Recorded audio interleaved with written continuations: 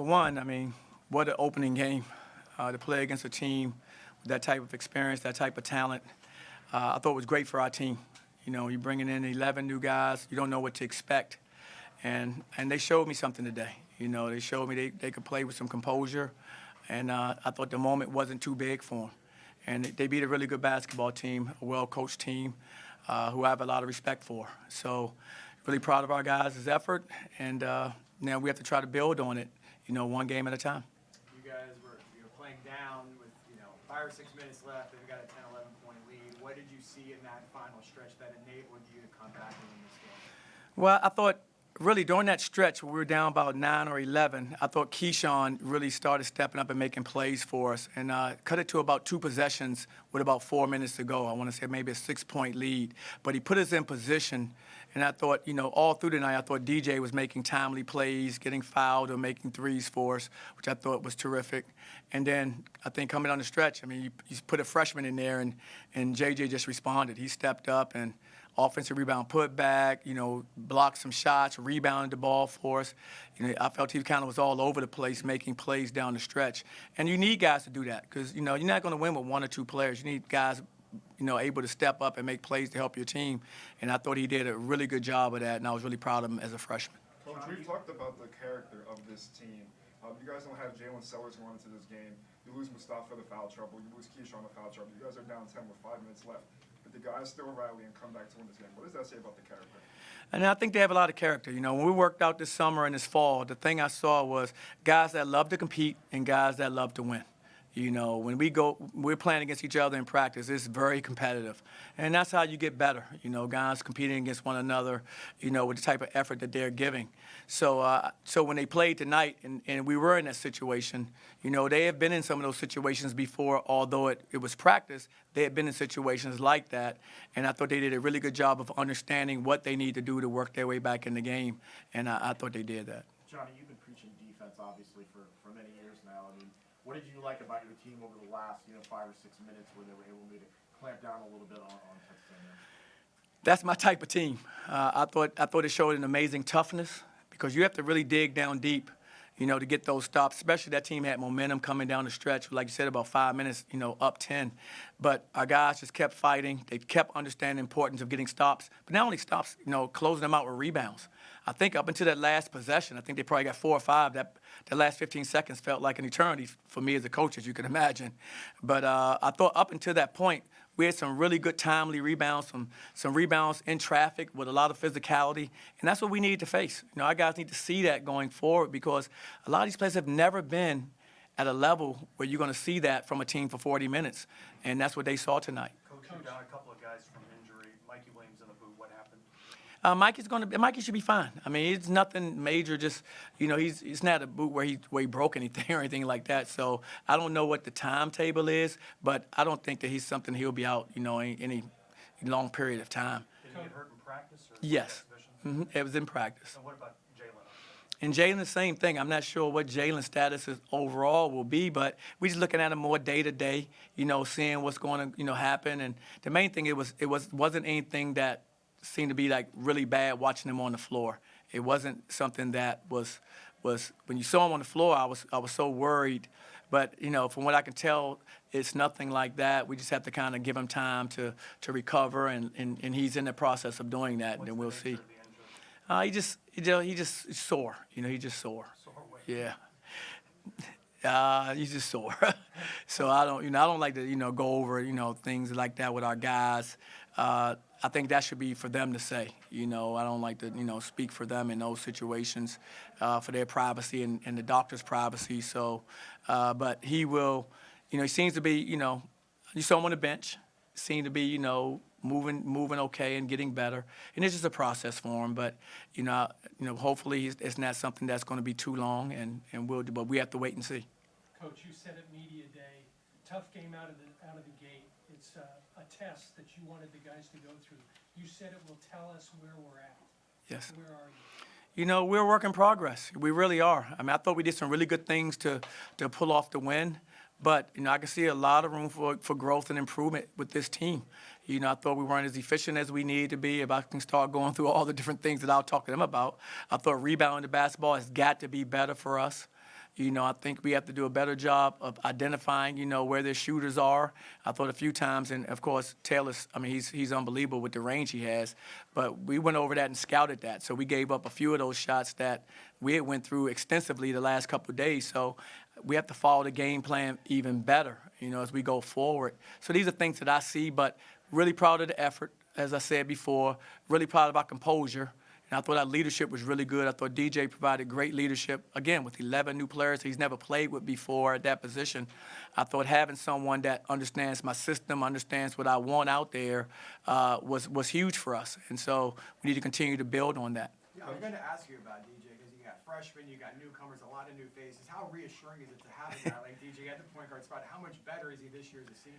You know what? Yeah, I thought he finished the season out amazing last year, and I think he just carried it over today again to how he was playing at the end of last year, which was really good to see.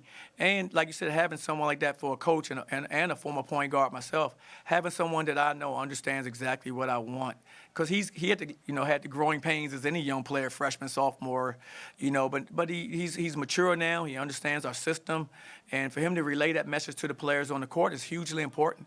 And I thought he did a really good job of that. Speaking of Darius, your guards combined for 50 points tonight. What do you like to see out of Juice, him, and Keyshawn? Excuse me. I like to see those guys continue to lead. I always say leadership is plural, so I like to see, Jordan growing leadership in our program. I like to see Keyshawn growing leadership in our program, because those guys are going to be on the floor, and they're going to be on the floor together. So the more they can take what we're saying and apply it to the court, the better off we're going to be. And the more they can connect with each other, like I thought in the first half, it didn't really show, but I thought it was beautiful basketball. They were moving the basketball, connecting. We were getting good looks. We didn't always make them, but we were getting shots that showed our guys were playing for each other. And that's the kind of system I want to have. That's the kind of players I want to have, where they're playing for more than just themselves on the court. They're playing for UCF first and foremost, and they're playing for their teammates. And I thought they exemplified that in the first half. Coach, Mustafa dealt with some adversity in the second half, but he showed active hands and an ability to anchor the paint with 6 blocks. How would you evaluate his debut performance and his growth early on? Well, I thought he had a great, debut. 6 blocks in the opening game, I thought was great. I thought he had one terrific post move, which he's capable of doing. That's on me. We should have went to him more down there, to be quite frank. And he should have touched it more in those areas, because he's a capable scorer in the low post. And so these are things that we have to, again, this is where we're going to grow, as a staff, as a team. We have to understand how these pieces all fit together and how we can maximize each other. And so we can do, I think, a better job at helping him in some of those areas. But I thought he was great. He took a tough fall, and he ended up coming back in the game and contributing. Says a lot about, his will to win, his competitiveness. You mentioned the quality of the opponent and the newness of this team, but to have a team that struggled to shoot. I know you want to be a defensive team, but it's hard sometimes when you're struggling to shoot to keep that defensive fire. Yes. What does it mean to still have that defensive fire and to almost shut them out without a field goal for the last 5 minutes? It showed maturity. That's what a mature team would do, because they understand the importance of how you have to guard to win. A young team, immature team, they live and die by their shots. If they're making shots, they get more energy defensively. Really good teams, championship caliber teams, those are teams that understand the ball's going to fall some nights it's not. We're going to win because every night we're going to guard at a high level. And I thought our guys really bought into that, and they defended at a high level for most of the night. You've had a lot of season openers in your day. You ever had a court storming season opener? No, I can't say we have. But you know what? And I said this, on the radio, is that I don't think we win this game if our student section and our fans weren't the way they were. I really don't. I think we did some really good things, but we still couldn't have done it without our fans. Our support, as you know, what you've seen over the last several years, has been amazing. And our student section, man, to have to play down in the second half for 20 minutes in front of them, that's challenging. I've been in, like I said, some amazing arenas before, and I put our student section up, with anyone when they come out like they did today. With that kind of effort, what they did, the amount of noise they were making on possessions, that's hard. And so, again, I think it not only was our team win, but it was our entire student section, our fans. It was a win for everybody, because we don't do it, in my opinion, if we all didn't participate. Coach, Most you of guys the struggled with fast break possessions, but it seemed like you were able to slow down later in the game and get into your actions and your sets a little bit better. How do you hope to do that with better production moving forward in terms of getting into your sets? Well, we definitely didn't play at the pace I want to play at. That's for sure. We still trying to up our pace, and that's something that we have to keep preaching, we have to keep teaching, and to get it where we want. Like I said, it's not going to happen overnight because these guys all come from different systems and they're learning to play ours. So we're going to keep pushing them in that direction. We have to play faster, and I think that's a strength of ours. And the fast break points does show that's something that is way too low for what we want to do. But again, a lot of times I like to give credit to the team you're playing. They scout very well, they're well coached, and they knew that we wanted to get up and down and run, and they did a good job of, setting their defense to make that more difficult for us. So they made a great adjustment. Now we have to make an adjustment going forward. Most teams don't start off with a top 25 game in the season No. opener. I know you like it now because it's a win, but just how does a game like this set you guys up for the non-conference, and you got to go to West Virginia for the tournament, play some tough teams, and eventually the Big 12 schedule coming up in a couple months? Well, to be prepared for Big 12 play, as you know, it's going to be like this every night. It'll be 20 games like tonight. I mean, it's going to be hard fought.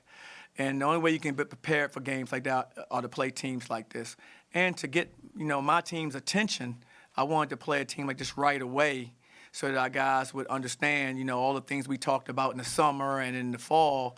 Hey, Coach mentioned this. I know when they're on the court playing those 40 minutes a day, a lot of those things came back to their mind where Coach did say this is going to happen. He did say it's going to be this physical. He did say teams are going to rebound this way. So, I think we get credibility for telling them all summer, but now they actually lived it in a game. And so going forward, they understand, the level of, intensity that's going to require to be successful. With so many new guys, what are you most encouraged about what you saw tonight in the way they played together? Is that I'm most encouraged about that we were connected.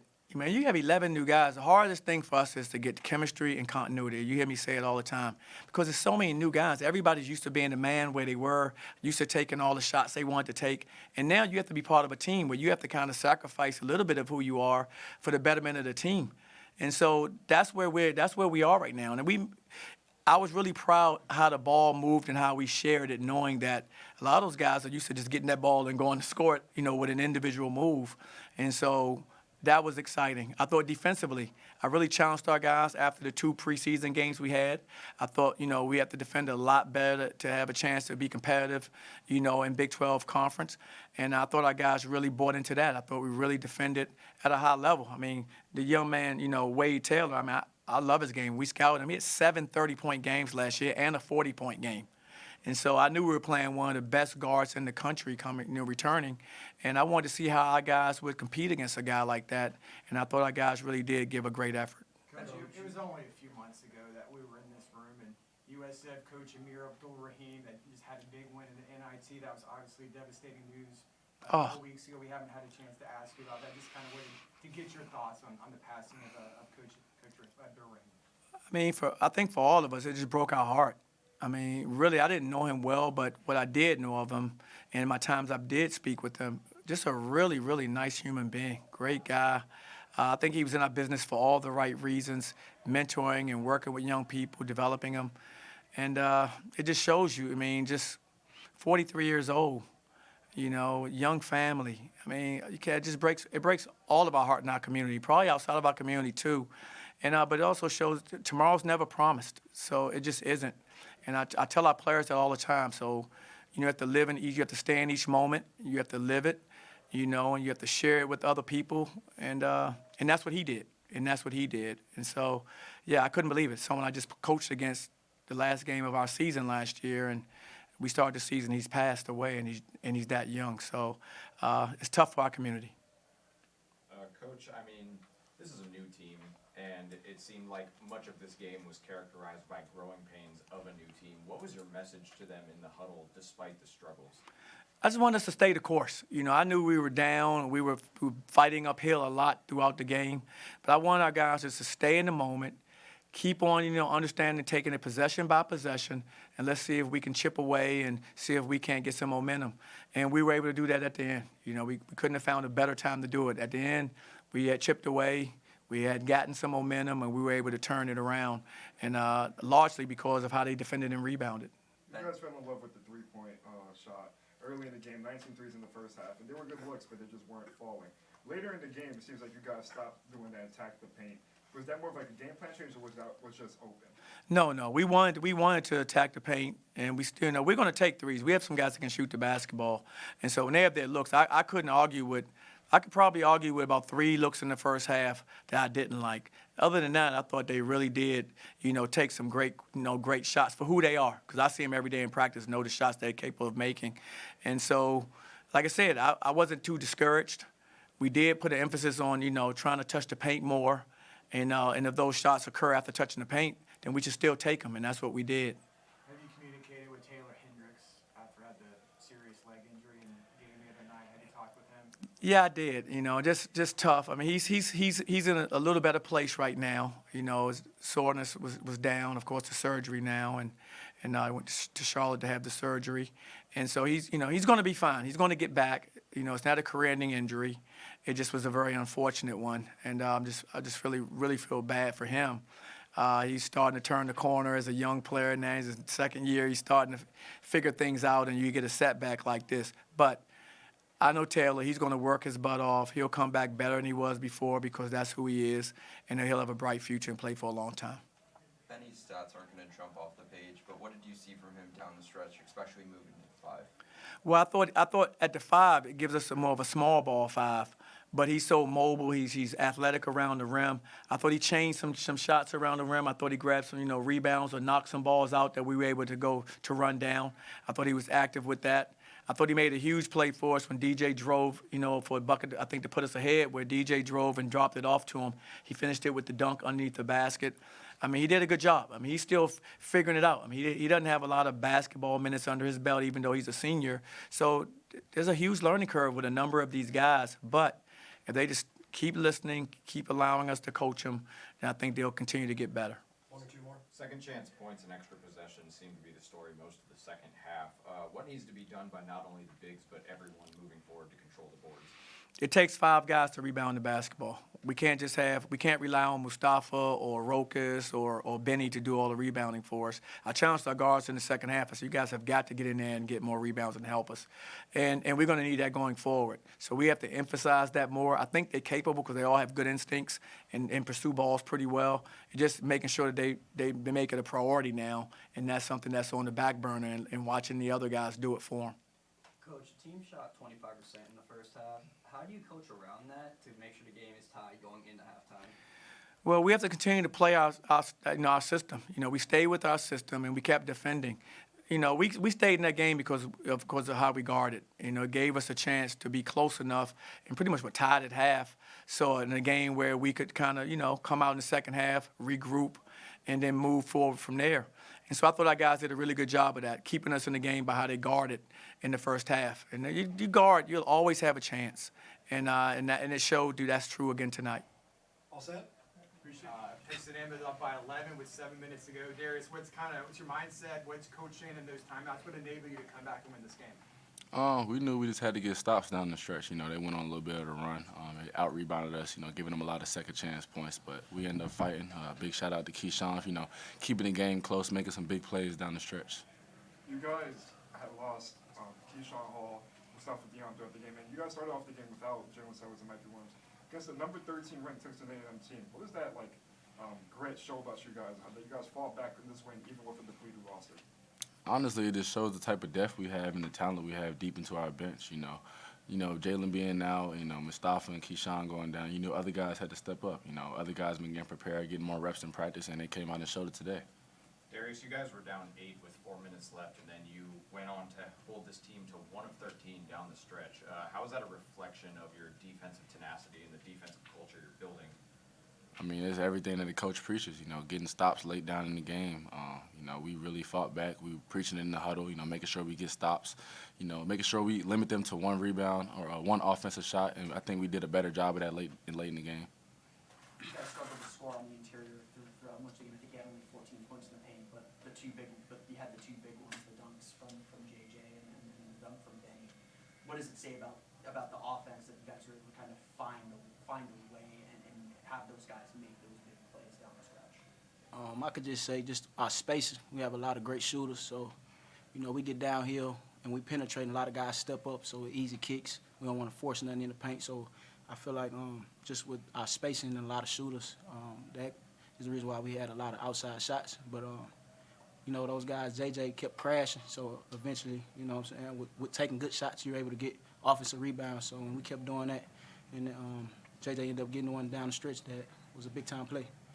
You guys dealt with a lot of perimeter struggles and empty offensive possessions. What was the message in the huddle to try and work through that and find success later on? Well, we had different guys in who haven't been, playing together in practice as much. So, we just had to get some more chemistry going, keep the ball moving. At a time, we went to a small lineup there with Benny as our 5-man. So we knew we had a chance to really get up and down the floor. They had a big fella who's 6'9", but not as agile and mobile as Benny. So we knew we had to limit them to one shot on offense, and then we could take off and run like we want to. Jordan, you're from the state of Texas. What's it mean to get a win over a team like A&M? It feels great, I know some of those guys. I played one of those guys last year on Texas A&M. He was on SMU, so I took that a little personal, just being from Texas, knowing those guys and having some friendship with them. It's a good win. What's it like to have a court storming? Again, you had to win a year ago with Kansas, but to have all the students celebrate on the court with you, what's that like? It's a great experience, but, we supposed to get that win, so it ain't really, it ain't nothing too big. We went into the game expecting to win and nothing less. We're happy that the fans are excited and that they have so much joy and excitement behind us, but, that's what we're supposed to do. Aside from the immense student turnout that we saw tonight and how it contributed to the energy, there were several football players in attendance tonight. What does that say about the internal support of the UCF athletic community? It's a lot of support, everybody support each other. This is my first year playing in the Big 12 with this environment. I say I love it, love the support. It's like a dream come true, like a movie scene. So, shoot, hey, I love it. I asked you guys after the FGCU exhibition how the process of building continuity was reflecting in this team. How would you say your continuity has built over the last few weeks and how it reflected in this win? I would say we did a decent job today. We had 13 assists, but just playing together. When guys go down like that, different guys get flipped to different colors in practice. So just building more chemistry in practice. Playing together. We have a lot of talent and we have a lot of size and agility. So it's not a one-man show here. We have multiple guys who are capable of making shots and making plays. So we trust one another and we just put the ball in each other's hands. It was the first time a lot of guys have seen J.J. Taylor play. He didn't play much in Memphis last year. What do you guys like about his contributions, particularly at the end of the game? JJ, he made a lot of great plays down the stretch, defensively and offensively. He had a great offensive rebound, I think to put us up 1, which was a huge play down the stretch. As leaders and older guys on the team, we've been pushing JJ, to get more out of him, and he's been doing a great job of that. He came out and showcased his abilities tonight, and that's only half of it. You guys feel like you're supposed to win games like this, but you guys are flying under the radar. A&M was a team that was ranked number 13. For the season opener to win a game like this, what does it say about this UCF team? This is a statement game. Moving forward, we want to, people underestimate us, but, moving forward, we're going to have to make people respect us. What kind of factor can Mustafa be this season for you guys? Mustafa can be a big factor. He's long, he has a lot of length, he's a 7'2", and he's very skilled offensively. He's getting a lot better defensively, altering guys' shots and with his rebounding. So, we trust him, and with the offense that we play, he can be very helpful. And I could say on top of that, he was a big factor in this game.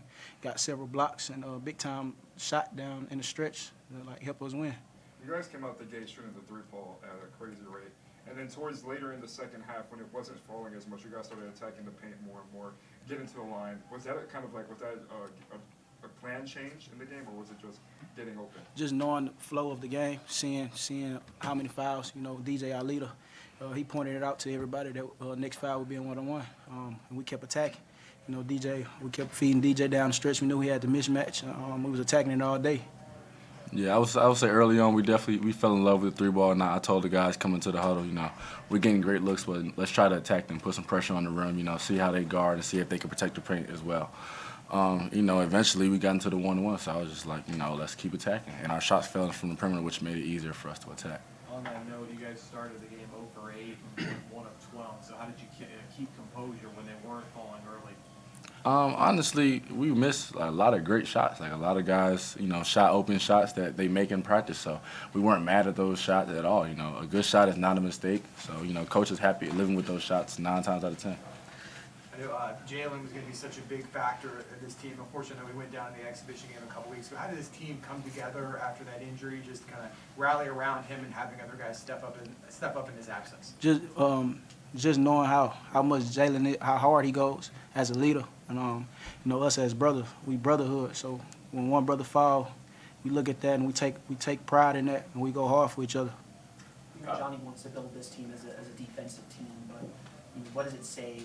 Shots aren't falling. It's easy for heads to droop, and maybe for offense struggles to kind of take away some of their defense. What does it say that in the first game, you guys kept the defensive intensity where you needed it to be to give your offense a chance to catch back up, to get back on? Honestly, it's been something we preached all summer. Offense is not something that's going to go in every night. You can't always rely on the ball to go in, but when you're on those roads and you're in those tough environments, defense is one of the things that travel. Shout out to Night Nation, man. They were great, with their enthusiasm and energy down the stretch. You guys obviously play up-tempo, but a lot of those fast break opportunities weren't translating. How were you able to settle down, especially down the stretch, knowing that you could win this game? I feel like down the stretch, we end up just, taking advantage of being in foul trouble. We were in a bonus late in the game, so, we shot a lot of free throws towards the end of the game. We didn't capitalize on a lot of those fast break points, but, that's something that we'll go over in the film and make sure that we correct. Talking about down the stretch, you guys were down by around 10 with around 5 minutes to go, and you guys held Texas A&M to 1 point in the last 5 minutes. What was the mindset going into it? When did you guys realize, all right, this game is in reach? We knew with Wade being the shooter and the scorer he is, we knew he was going to try to get shots up, and we contained him. Our focus is to contain him, we stop him, and force everybody else to try to make plays. We'll be in good position to win the game. Talk about that final possession. They get 3 offensive rebounds and kick it out each time. You guys hoping it doesn't go in. Talk about the effort on that play. That's honestly something I got on the team about. We can't allow that to happen. We can't keep allowing them to get second and third chances. Hoping for something to go in. We got to eliminate that, get the defensive rebound, and then seal the game. You guys obviously didn't have Mikey in this game, didn't have Jalen, and then you lost Keyshawn and Mustafa to foul trouble. How does that characterize the next man up mentality for you guys, and how did you lean on that to find success? Even in practice, we have guys go down sometimes, and coach always preach next man up. We got to have the next man mentality. Bring in when somebody go down, somebody else got to step up and play that role and play it hard. So just having that mindset. One more question. You guys have fun tonight? Oh, yeah, tonight was great, especially I told them in the huddle, when we get in stops and, forcing them to take tough shots and we get out in our transition and play our offense that we want and the coach preaches, it's fun. I can see the guys have a smile on their face, a lot of connectivity and continuity going on. I ain't even know the time of the day. I thought it was daytime. Thanks, guys. Appreciate it. Appreciate it. Have a good one.